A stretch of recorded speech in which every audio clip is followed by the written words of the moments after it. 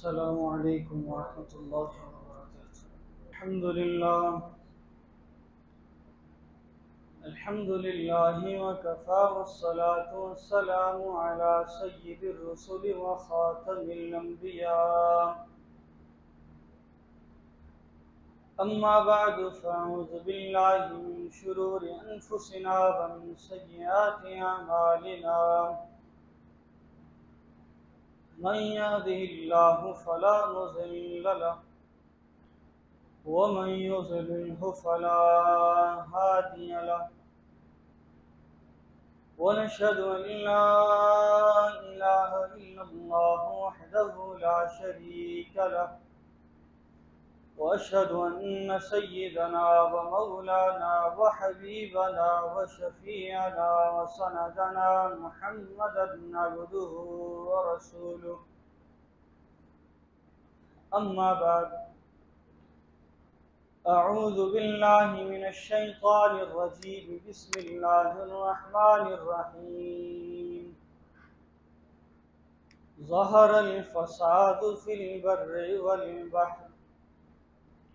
صدق الله العظيم وصدق رسوله النبي الأمي الكريم ونحن على ذلك لمن الشاهدين والشاكرين والحمد لله رب العالمين.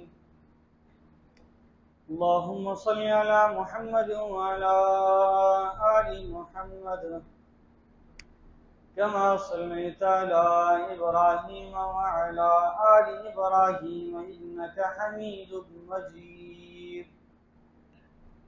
اللهم بارك على محمد وعلى آل محمد كما باركت على إبراهيم وعلى آل إبراهيم إنك حميد مجيد.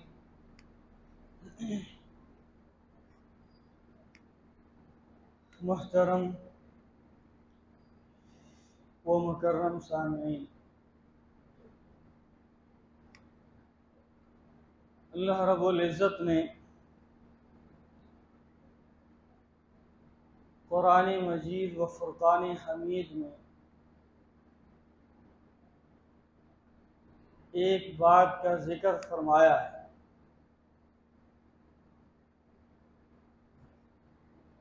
जिसे फसाद के नाम से जाना जाता है।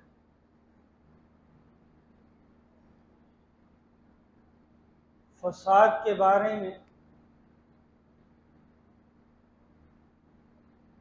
अल्लाह रब्बुल इज़्ज़त ने कुरान मजीद व फुरकान हमीद में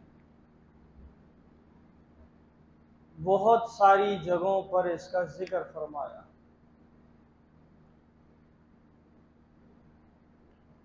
अगर हम कुरान मजीद व फुरकान हमीद पर नज़र दौड़ाएं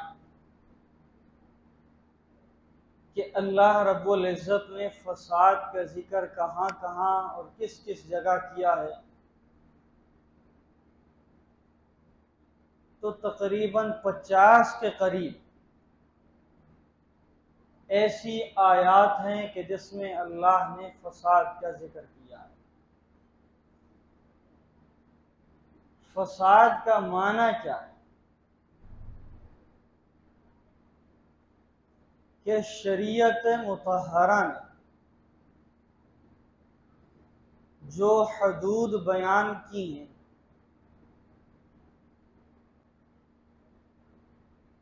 उन हदूद से अगर कोई इखलाकी तौर पर, इस्लाही तौर पर, इब्तिदाई तौर पर अगर उन हदूद से तजावुज़ करता है तो ये चीज़ फसाद कहलाती है।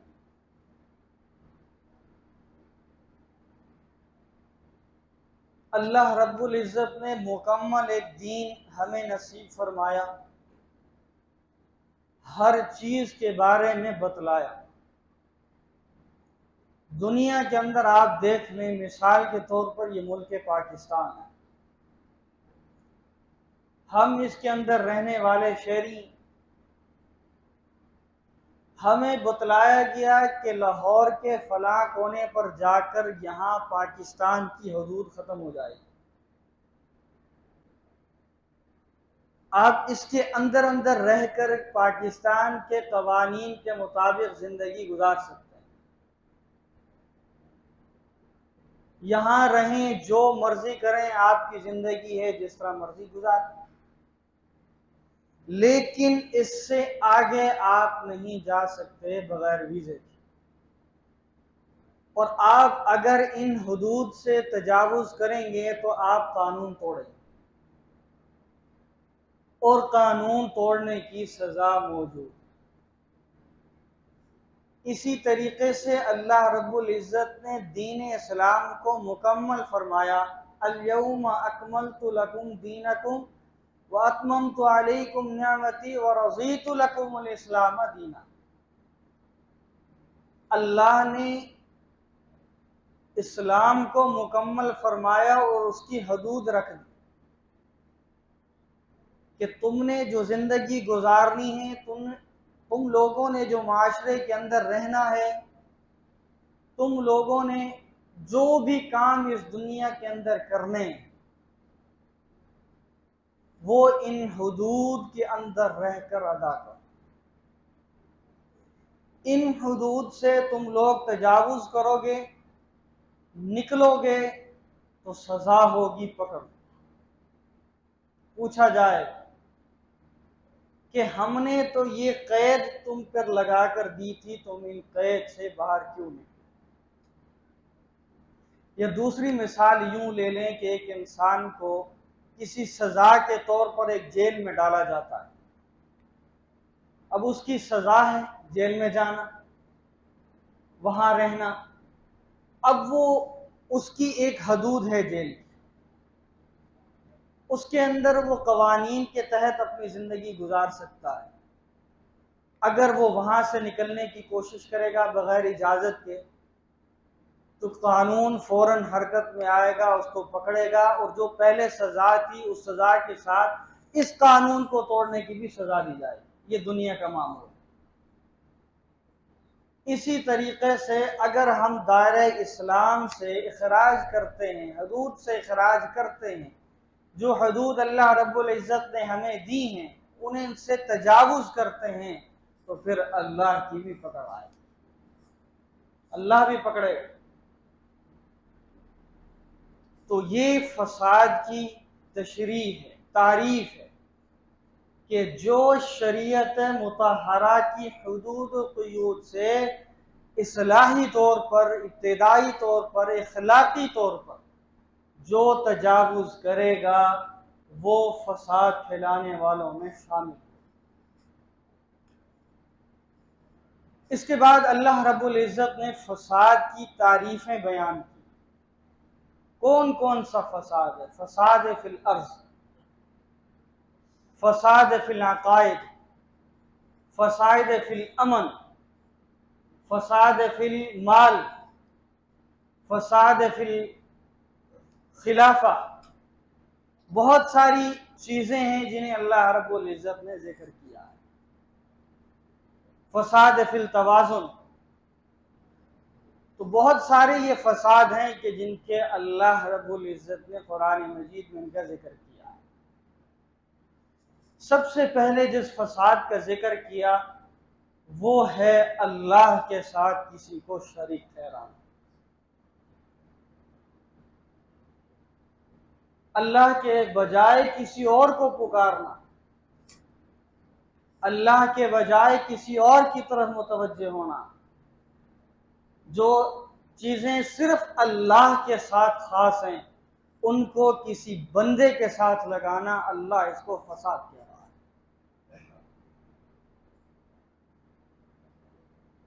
हुक्म है अल्लाह से मांगो, जो मर्जी हो जाए, मांगना अल्लाह से, किसी और से मांगोगे फसादियों में से शुमार हो जाओ। रुजू करो अल्लाह की तरफ, खुशी हो परेशानी हो जो मर्जी हो, अल्लाह दे तब भी शुक्र, अल्लाह ना दे तब भी शुक्र। ये इंसान का ईमान होना चाहिए। एक अल्लाह वाले दूसरे अल्लाह वाले से मिलने के लिए गए तो कहने लगे कि ये बताओ, जब अल्लाह देता है क्या करते हो, जब अल्लाह नहीं देता तो क्या करते हो? जिनसे मिलने के लिए तशरीफ ले गए थे, जो मेजबान थे, उन्होंने कहा अल्लाह जब देता है तो शुक्र अदा करता हूं, जब नहीं देता तो सब्र करता हूं। बड़ा अजीब जुमला फरमाया, ये तो गली का कुत्ता भी करता है। मिल जाए तो शुक्र करता है, नहीं तो वो भी सब्र करता है। कमाल कहां है? फौरन ख्याल आया कि हजरत आप ही बता दें क्या करना चाहिए, रहनुमाई कर दें। जहन में ख्याल था ये अल्लाह के नजदीक बहुत है जो इतनी बड़ी बात कह गए। फरमाने लगे दे तो शुक्र करो, ना दे तब भी शुक्र करो। सब्र एक अलग चीज है। जब वो खाना दे रहा है तो शुक्र करो, या अल्लाह तेरा शुक्र है तूने खाना दिया है। अगर तुम्हारे हक में नहीं है तो कह दो या अल्लाह जो तेरी बेहतरी है, जिस तरह तू चाहेगा, तेरी रजा में मैं राजी। ये है शुक्र का पैमाना, बतला दिया कि हर बात में अल्लाह की तरफ रुजू करो, इंसान की तरफ नहीं। एक ताजिर था, मुसाफिर था, जा रहा था, उसके पास सामान ज्यादा था। उस जमाने में एक किराए पर, जिस तरह आजकल रेलवे स्टेशन पे कुली होते हैं, वो सामान उठाकर चलते हैं, उस जमाने में भी ऐसे लोग हुआ करते थे। तो सामान उसके पास ज्यादा हो गया। उसने एक शख्स से बात की कि भाई कुछ सामान मैं उठाऊंगा, कुछ तुम उठा के, फलां सफर पे जाना है।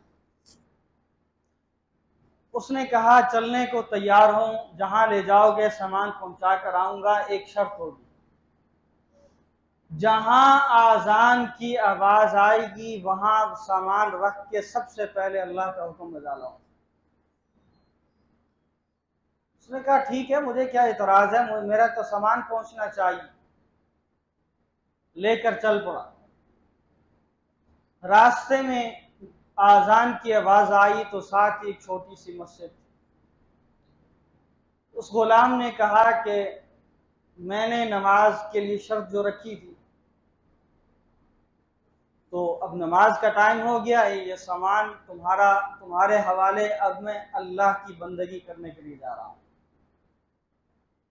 उसने कहा ठीक है, मैं यहाँ सामान की देखभाल ही करता हूँ, तुम नमाज पढ़ लो। वो अंदर गया, काफी देर इंतजार करता रहा, अभी आएगा सफर का आगाज होगा, अभी आएगा सफर का आगाज होगा, लेकिन वो आने का नाम नहीं ले रहा। छोटी सी मस्जिद थी।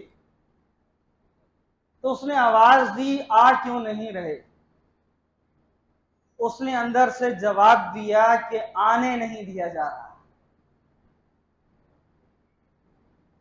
वो बड़ा हैरान हुआ। उसने कहा मस्जिद के अंदर सिवाय तेरे कोई है ही नहीं, तू कह रहा है कोई आने ही नहीं दे रहा, वजह क्या है?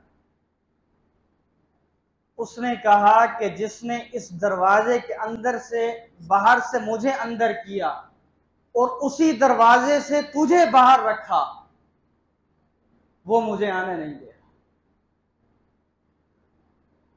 यानी मस्जिद के दरवाजे पर खड़ा हूं, तेरे दिल में ये ख्याल नहीं आया कि मैं भी 2 रकात नमाज अदा कर। इसलिए रब ने तुझे तौफीक नहीं दी, मुझे तौफीक दी, मैं मस्जिद के अंदर आ गया। अब वो मुझे बाहर नहीं आने दे रहा, तुझे अंदर आने की तौफीक नहीं दे रहा। और ये चीज हमारे अंदर मौजूद है।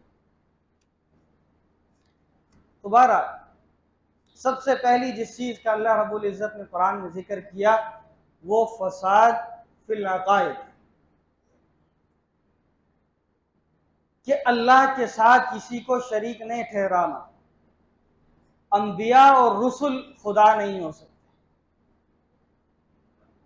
बड़ा से बड़ा आलिम, बड़े से बड़ा फाजिल, बड़े से बड़ा सब कुछ करने वाला, वो अल्लाह का मुकाबला नहीं कर सकता, वो अल्लाह नहीं हो सकता।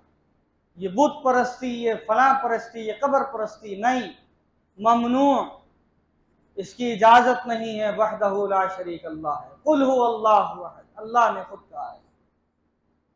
मांगना है तो अल्लाह से मांगो, दलीलें मौजूद हैं।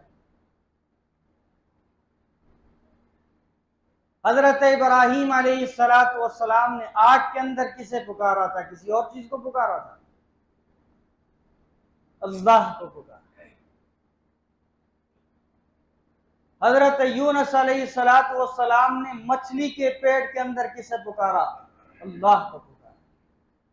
हजरत अय्यूब अलैहिस्सलातु वस्सलाम ने बीमारी के अंदर किसको पुकारा? अल्लाह को पुकारा। हजरत इब्राहीम अलैहिस्सलातु वस्सलाम ने अम्मा हाजरा और हजरत इस्माईल अलैहिस्सलातु वस्सलाम को किसके सहारे छोड़ा था? अल्लाह। नबी करीम सल्लल्लाहु अलैहि वसल्लम ने हमेशा जो दुआएं की वो किससे की? अल्लाह से। किससे मांगा? अल्लाह से मांगा। रुजू किया अल्लाह से किया। खुशी है, गमी है, जंग है, परेशानियां हैं, जो भी हालात हैं अल्लाह से मांग रहे हैं। उम्मत के लिए मांगा तो अल्लाह से मांगा। इसीलिए अल्लाह रब्बुल इज्जत ने सबसे पहले कुरान के अंदर फसाद की लिस्ट में कहा फसाद फिल अकाइद, कि अल्लाह के सामने किसी को ठहराना है, बिल्कुल नहीं, इसकी इजाजत नहीं दी जाएगी। हर खुशी गम में अल्लाह को पुकारो, अल्लाह तुम्हारे रास्ते आसान कर दे। फिर फरमाया फसाद फिल तवाज़ुन, फसाद फिल मीज़ान,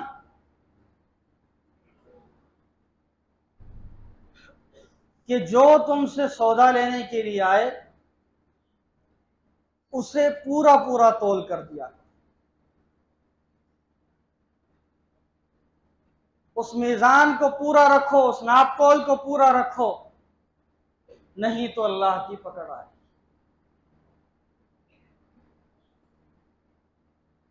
और ये चीज हमारे अंदर आज के दौर में बहुत ज्यादा मौजूद है।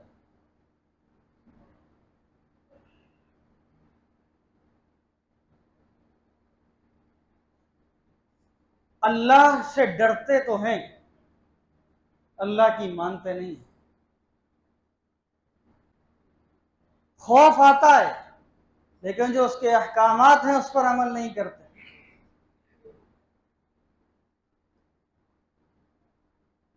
कहा गया ज़हर अल फसाद फिल बर्रि वल बहर,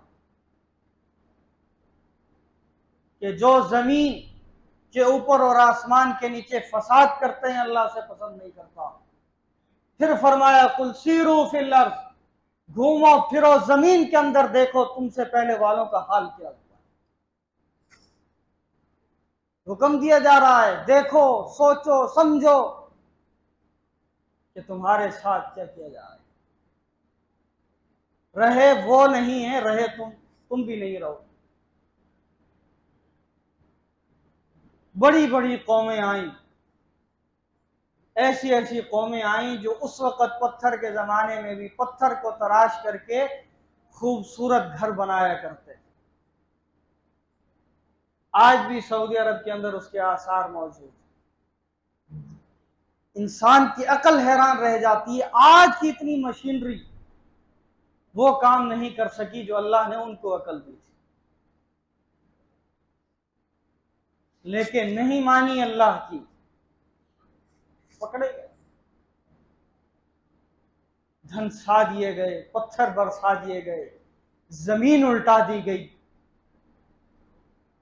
वो तो अपने आप पर फख्र करते थे, हम जैसी तो कौम ही कोई नहीं, हम तो ऐसे हैं, हम तो वैसे हैं।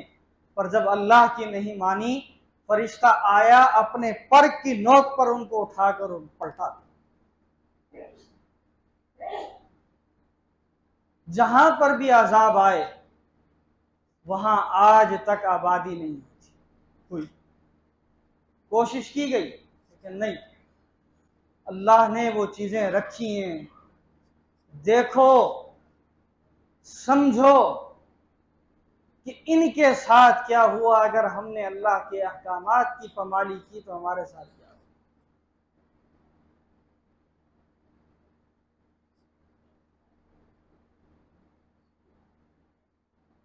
उबई बिन काब गालिबन नबी करीम सल्लल्लाहु अलैहि वसल्लम का दुश्मन था।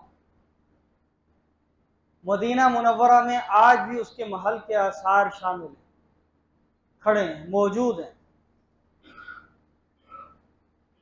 वहां के लोग कहते हैं सऊदी हुकूमत ने यहाँ इर्द गिर्द आबादी लगाने की कोशिश की है। वसी मैदान है, सिर्फ उसके महल के खंडरात हैं, उसके आगे वसी रकबा बड़ा हुआ है।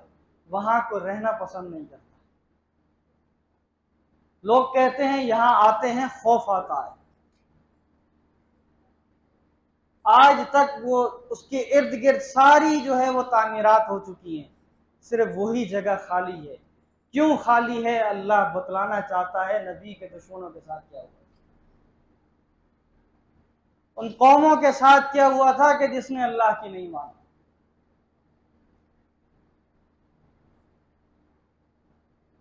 तो बात हो रही है फसाद फिल मीज़ान, नाप तौल में कमी मत करो। हजरत शुआइब अलैहिस्सलातु वस्सलाम की कौम को देख लीजिए, फरमाते रहे नाप तौल में कमी मत करो, मत करो, मत करो, मत करो। लेकिन वो अपनी उसी चीज पर मौजूद रहे। फिर अल्लाह का अजाब आया और भाग गए।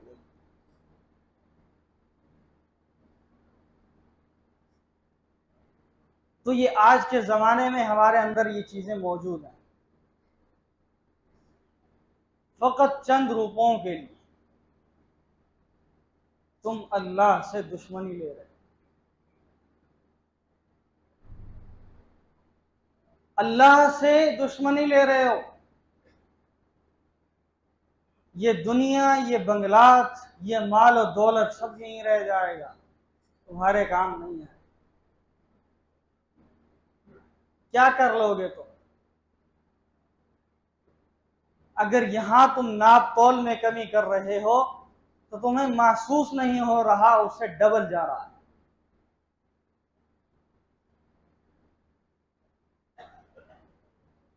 और जो नाप तौल में कमी करके माल को हासिल करता है वो कभी खुश नहीं रहता।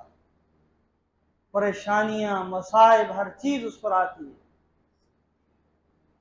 फिर एक बहाना आता है, देखो जी खराब चीज को ये खरीदता, या उसको मिक्स कर दिया जाता है, या अच्छी चीज दिखाकर खराब चीज को बेचा जाता है। नबी करीम सल्लल्लाहु अलैहि वसल्लम की तिजारत को नहीं देखते? जब शाम तशरीफ ले गए तो वहां जाकर रास्ते में जब बारिश आई तो कुछ खजूरें गीली हो गई। वहां जाकर दोनों को अलग किया, जो खुश्क थी उनको अलग रखा, जो गीली थी उन्हें अलग रखा, और फरमाया लोगों को ये गीली है, ये खुश्क, इसका ये हिसाब होगा, इसका ये हिसाब होगा, जिसने जो खरीदनी है वो खरीद ले। और हजरत खतीजा रजी अल्लाह ताला अन्हा का सामान था। फरमाती हैं कि जितना इस सफर में मुझे फायदा हुआ उससे पहले मुझे इतना फायदा नहीं। जब इंसान खुद कोशिश करता है ना तो अल्लाह उसके लिए बरकत के दरवाजे खोल देता है। जो ईमानदारी के साथ काम करता है अल्लाह उसके लिए दरवाजे खोल देता है। अल्लाह ऐसी तरफ से रिज्क देता है कि उसके वहमो गुमान में भी नहीं होता कि रिज्क कहां से आ रहा है।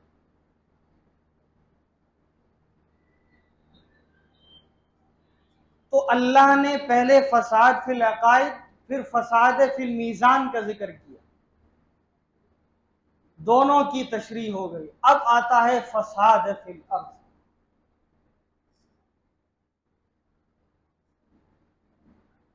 कि जो लोग जमीन पर फसाद फैलाते हैं अल्लाह उन्हें पसंद नहीं करता। कुरान में मौजूद।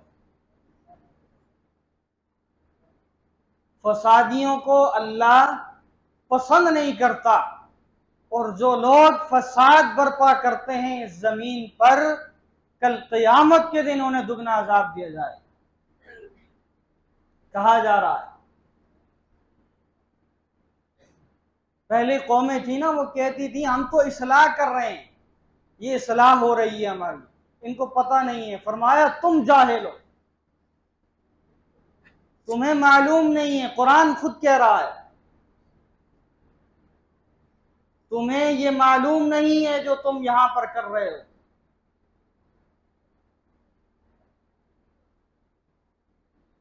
ये गलत कर रहे हो। अल्लाह इन चीजों को पसंद नहीं करता।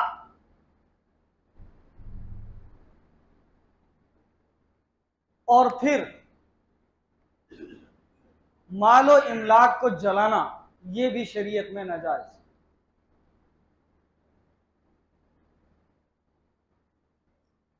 यहां तक हदीस में कहा गया कि अगर एक बैतुल माल का घोड़ा है ना, घोड़ा, उसको तुमने निकाला, बगैर किसी उज़र के उस पर सवारी कर ली, कल क़यामत के दिन रब के हुजूर जवाब देना पड़ेगा, बगैर उज़र के। अगर तुमने उस घोड़े की सवारी कर ली, कल क़यामत के दिन जवाब देना पड़ेगा।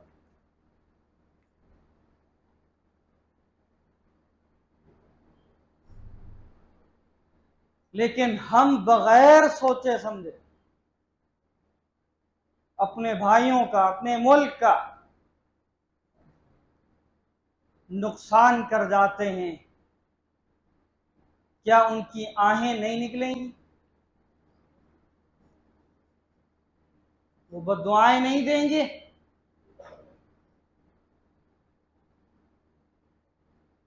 वो आपसे सवाल नहीं करेंगे कि मेरी पूरी जिंदगी की जमा पूंजी को तूने आग लगा दी? अगर उसके अंदर यहां ताकत नहीं, कल क़यामत के दिन मैदान महशर में गिरबान पड़ता है। वहां तो उसे ताकत होगी ना, यहां तो ताकत नहीं है उसके पास।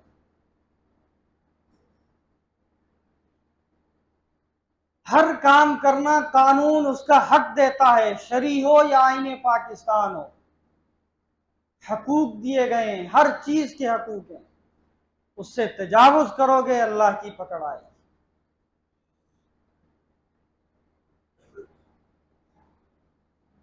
वो फिरौन भी कहा करता था ना, मैं बड़ी चीज हूं, मैं बड़ी तोप हूं, मैं बड़ी होप हूं, मैं ये कर दूंगा, मुझ जैसा अमन वाला कोई नहीं है। अल्लाह ने उसे कहा कि तू अमन वाला नहीं, फसादी है। कुरान के अंदर जिक्र, हुमुल मुफसिदून, तू तो फसाद फैलाता है, और अल्लाह फसाद फैलाने वालों को पसंद नहीं करता। पूरी जिंदगी उसको दावत दीन होती रही, लेकिन उसने नहीं माना। आखिरी वक्त लम्हात में वो कह भी रहा है, आमनतु बिरब्बी मूसा व हारून, मैं ईमान लाता हूं हजरत मूसा और हजरत हारून के रब पर। फरमाया ला, अब वक्त खत्म, नहीं, कुछ भी नहीं, अब जो मर्जी कर ले। आखिरत की चीजें तुझे नजर आ गई हैं अब नहीं, हालांकि उसे ऑफरें दी गई। ईमान लाएगा ता क़यामत जिंदगी बढ़ा देंगे, हुकूमत दे देंगे, सब कुछ कर देंगे, उसके बावजूद वो अपनी अकड़ में रहा, मैं खुदा हूं। अल्लाह ने फिर उसके साथ ऐसा किया कि उसको न जमीन कबूल कर रही थी, न पानी कबूल कर रहा। अल्लाह मिसालें दिखा रहा है, बता रहा है, समझा रहा है, लेकिन हम कम अकल हैं, समझने को तैयार नहीं, समझना ही नहीं चाहते। न दीन को समझना चाहते हैं, न दुनिया को समझना चाहते हैं। कुछ लोग होते हैं जो दीन समझते हैं, दुनिया से बेरगबत हो जाते हैं। कुछ लोग होते हैं जो दुनिया की तरफ, जैसे ये कुफार लोग हैं, ये दुनिया की तरफ ज्यादा राग़िब होते हैं। लेकिन हम तो ऐसे कम अकल हैं, ना दीन के हैं ना दुनिया के।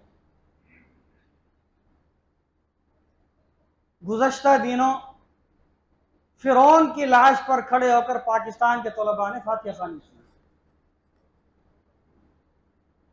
ये हमारा ईमान का लेवल है। जो अल्लाह का दुश्मन है, जिसे कोई अनपढ़ से अनपढ़ जाहिल कह सकता है कि ये अल्लाह का दुश्मन था, इस पर अल्लाह का अजाब हो रहा है, तुम खड़े होकर उस पर फातिहा खानी कर रहे हो। ये इंसानियत है। इसीलिए कहते हैं कि दुनिया के साथ औलाद को दीन सिखाओ, खुदारा समझाओ उन्हें कि दीन क्या है, दीन की तालीम दो। दुनिया की जितनी मर्जी बड़ी तालीम देनी है दे दो, उससे सदर बना लो, कोई नहीं, मसला ही नहीं है। लेकिन उसके साथ काल अल्लाह और काल रसूल सिखाओ, तुम्हारी दुनिया भी बनेगी, आखिरत भी बनेगी। और ये बात गुज़श्ता जुमे भी अर्ज की थी कि जो दीन नहीं सिखाता, कल क़यामत के दिन यही औलाद गिरबान पकड़ कर कहेगी, या अल्लाह अगर इस वजह से अजाब दिया जा रहा है तो मेरे वालिदैन को सबसे पहले पकड़कर डबल अजाब दो कि इन्होंने हमें दुनिया सिखाई थी, दीन नहीं सिखाया। आज जिनके लिए आप कहते हैं ये कर लो, वो कर लो, सूद ले लो, फलां कर लो, अल्लाह से जंग कर लो, कल यही औलाद गिरबान पकड़कर डबल अजाब दिलाएगी। कुरान खुद हदीस शरीफ में आता है। दुनिया में हमने चंद रोजा जिंदगी गुजारनी है। जितने बड़े ओहदे पर चले जाओ, मंजिल कब्र। झोंपड़ी में रहो, मंजिल कब्र है। महल में रहो, मंजिल कब्र है।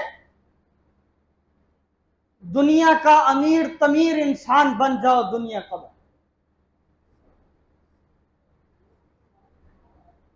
कुवैत के अंदर एक शेख साहब का इंतकाल हुआ। उसकी दौलत इतनी थी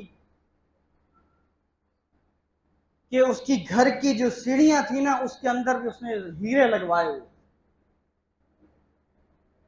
लेकिन उसकी कब्र पर फातिहा करने वाला कोई नहीं। पाकिस्तान के अंदर बहुत से लोग आए, कब्रों के अंदर चले गए। आप कब्रिस्तान में जाकर देख लें, अक्सर लोग कहते हैं वहां जाकर खौफ आता है कि हम किसकी कब्र पर खड़े। इसके लिए हम सब कर रहे हैं। इन चंद रुपयों के लिए हम ये मुल्क पाकिस्तान को नुकसान पहुंचा रहे हैं। ये अल्लाह की नेमत है। जो अल्लाह की नेमत का शुक्र अदा नहीं करता, अल्लाह कहता है वो नेमतें छीन लिया करता। फिर फरमाया ये फसाद क्यों बर्पा होते हैं। वो फहरिस्त लंबी है। शुरू में मैंने अर्ज किया था, फसाद के जो जिक्र हैं तकरीबन 50 जगह पर अल्लाह रब्बुल इज्जत ने कुरान मजीद में फसाद का जिक्र फरमाया। और फिर फरमाया कि ये जो फसादात होते हैं, या तो कोशिश करते हैं, अल्लाह उन्हें रोकने की कोशिश करता है, ख़त्म कर देता है। और ये क्यों आते हैं, सबसे अहम बात जो अल्लाह ने फरमाई, फरमाया कि ये तुम्हारे अपने अमाल का नतीजा।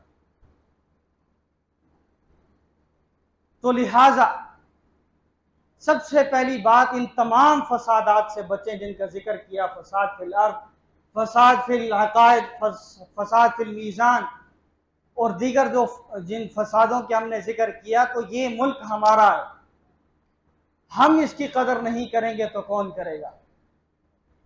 जो नुकसानात हुए, जो बिल्डिंगें जली, एहतजाज करना हर किसी का हक है, कोई इनकार नहीं है, करो, लेकिन किसी का ये इमलाक को नुकसान मत पहुंचाओ।